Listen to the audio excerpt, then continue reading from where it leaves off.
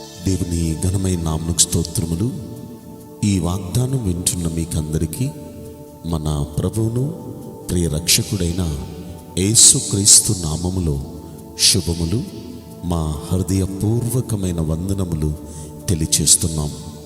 ఈరోజు దేవుని వాగ్దానం లేవీకాండం 25వ అధ్యాయము 19వ వచనం.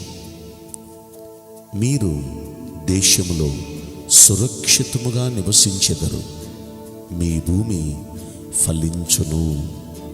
ఈ మంచి వాగ్దానం మన మంచి దేవుడు మన అందరి వెనుకడిలో నెరవేర్చునుగాక. ఆమేన్. ప్రియ దైవ జనాంగమా, ఈ చక్కని శ్రేష్టమైన వాగ్దానం చూడండి. ఈ వాగ్దానంలో ఆయన అంటున్నాడు, మీరు దేశంలో సురక్షితంగా నివసించెదరు. ప్రస్తుతం దేశంలో సురక్షితం లేదు, రాష్ట్రంలో సురక్షితం లేదు, అసలు ప్రపంచంలోనే ఎక్కడా సురక్షితం లేదు. ఈ సురక్షితం లేని ఈ పరిస్థితులలో భయంగా గడపాల్సి వస్తుంది. ఇంట్లో ఉన్న భయమే, బయటికి వెళ్ళాలంటే మరెక్కువ భయంతో గడుపుతున్న వ్యక్తులమైన మనతో ప్రభు మాట్లాడుతున్నారు. మీరు సురక్షితంగా ఉంటారు, ఎందుకంటే మనల్ని కాపాడే దేవుడు ఆయన సర్వశక్తిమంతుడు. అపవాది ఏదో ఒక రీతిలో మనల్ని దెబ్బ కొట్టాలని ప్రయత్నం చేయొచ్చు, కానీ మనల్ని కాపాడే దేవుడు గొప్ప దేవుడు. ఆయన తన రెక్కలతో మనల్ని కప్పే దేవుడు.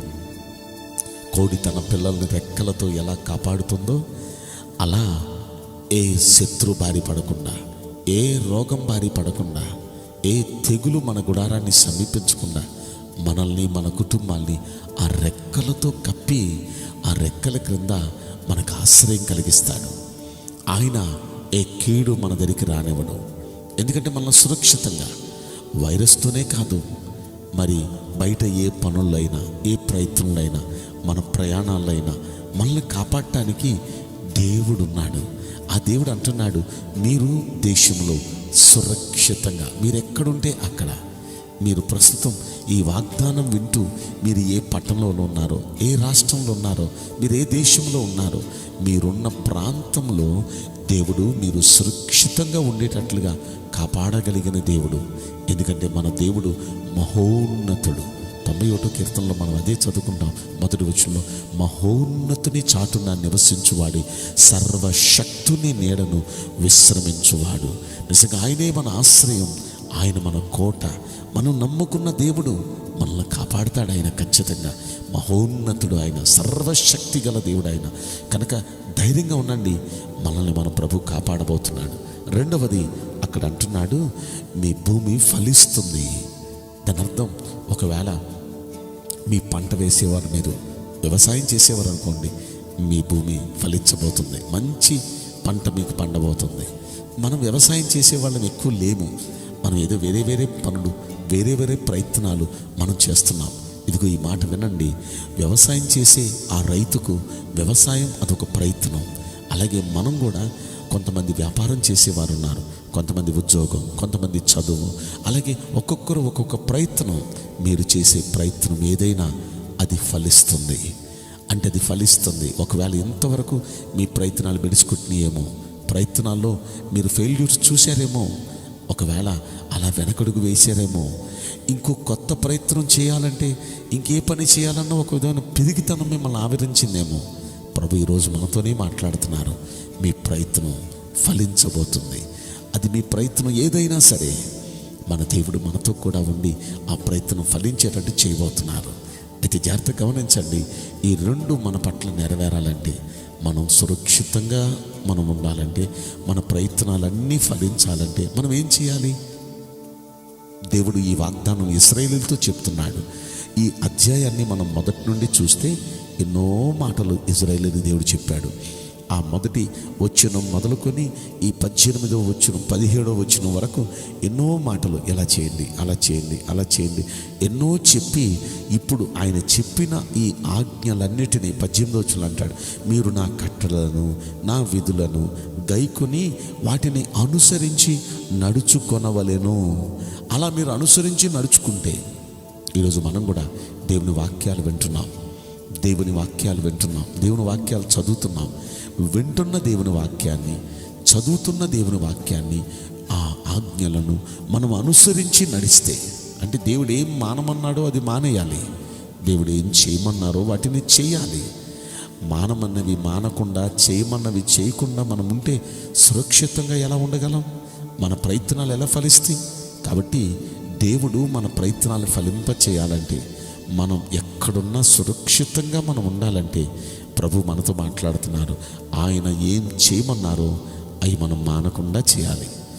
ఏది చేయొద్దు, మానేసేయండి వీటిని అని ఆయన అన్నారో వాటిని చేయటం మనం మానేయాలి. అలా మనం మానగలిగితే మన దేవుడు మనతో కూడా ఉంటారు. ఆయన మనతో కూడా ఉంటే మనం సురక్షితంగా ఉంటాం, ప్రయత్నాలన్నీ ఫలిస్తాయి. రెండోది మనం ఏం చేయాలి?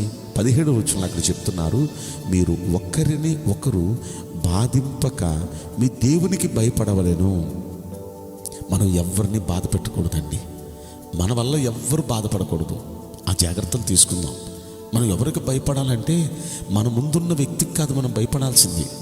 మన ముందున్న వ్యక్తి పేదోడు కావచ్చు, ఒక పేదమ్మాయి కావచ్చు, వారు బలహీనులు కావచ్చు.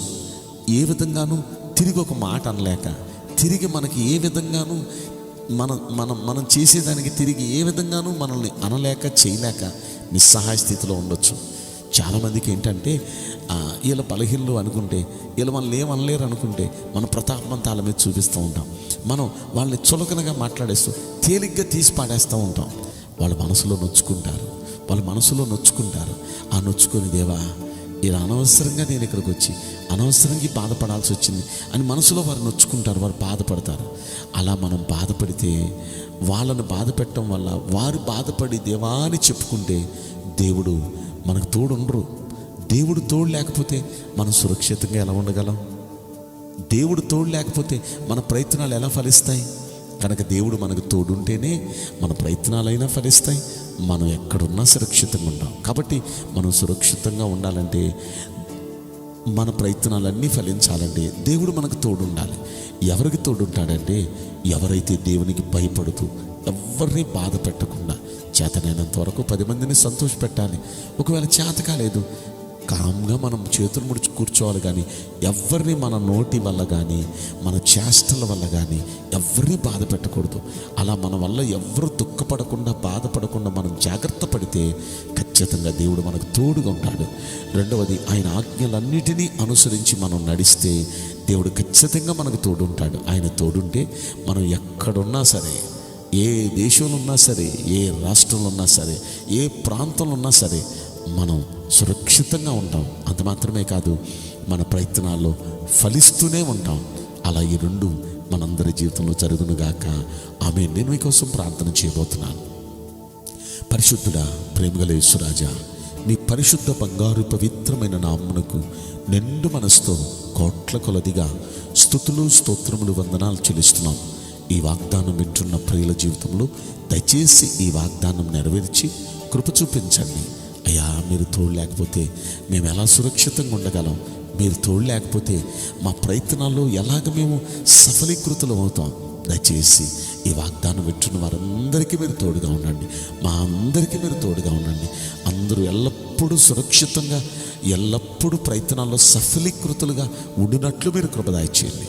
అయ్యా, మీ వాగ్దానాల్ని, మీ వాక్యాల్ని మేము అనుసరించి నడుస్తామయ్యా. మా వైపు నుండి ఎవరిని మేము బాధ పెట్టమయ్యా. అయ్యా, అలా మేము జాగ్రత్తలు తీసుకుంటాం, నీకు భయపడతాం తండ్రి. దయచేసి ఈ వాగ్దానం అందరి పట్ల నెరవేర్చి కృప చూపించమని ఈ కొద్ది మనవులు నజరుడని యేసుక్రీస్తు ప్రశస్తమైన నామములో మిక్కిలి వినయంతో ప్రార్థించి బ్రతిమలాడి వేడుకుంటున్నాం ప్రియ పరలోకపు తండ్రి. Amen. May God bless you all. Thank you.